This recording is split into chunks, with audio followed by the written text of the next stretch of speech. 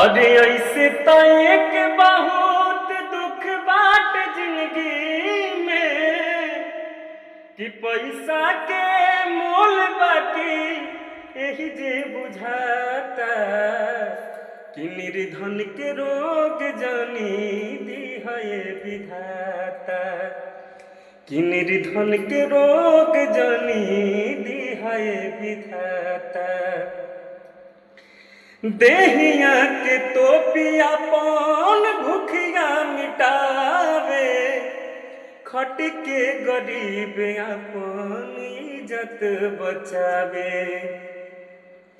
हरे ओके जदि होई जाले कोनो रे बीमारी बिना रे इलाज ने उन चिचियाता